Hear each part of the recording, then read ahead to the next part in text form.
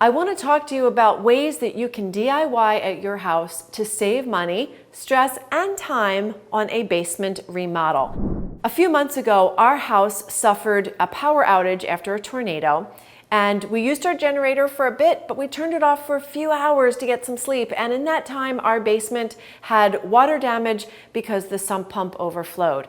And if you want to learn more about sump pump insurance, make sure you click this video up above, because we are thrilled that our insurance policy that covered that sump pump gave us $10,000 for us to remodel our basement.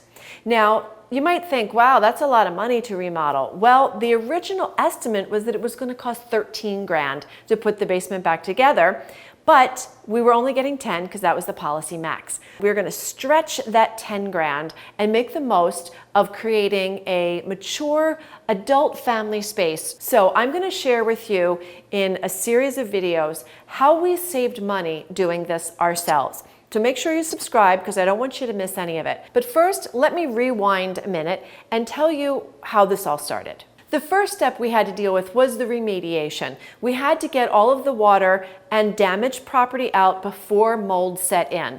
We had the whole basement cleared out in 24 to 36 hours and everything started to air out. So how do you get that done? Well, you need to have a really good wet vac and you need to have a crew. We got all of the carpet ripped up, we got it out, and we were able to save that money from the remediation crew.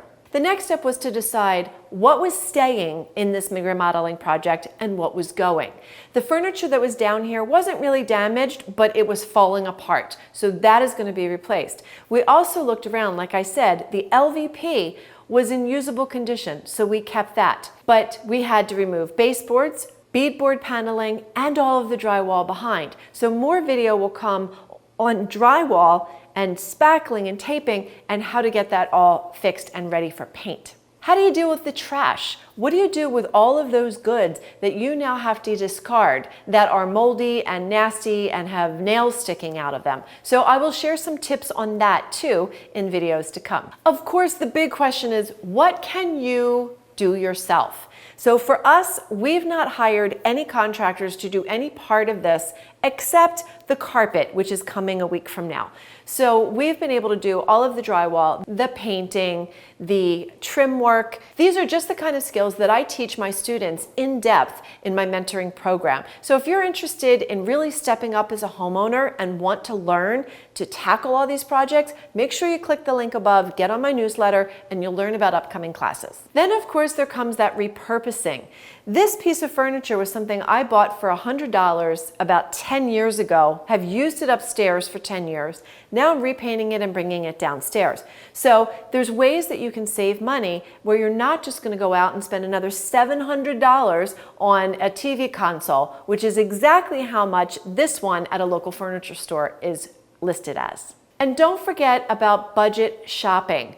You want to be looking at Amazon. You want to be looking at Craigslist, thrift stores. Are there pieces that will suit your remodeling project that you can get on a discount? And definitely make sure that you check out the clearance sections of your furniture stores. But you need to think outside the box, and you can save a lot of money by doing it yourself. So in a subsequent video, I will break down how we spent that $10,000. And if you don't have sump pump insurance at your house, you definitely want to consider it.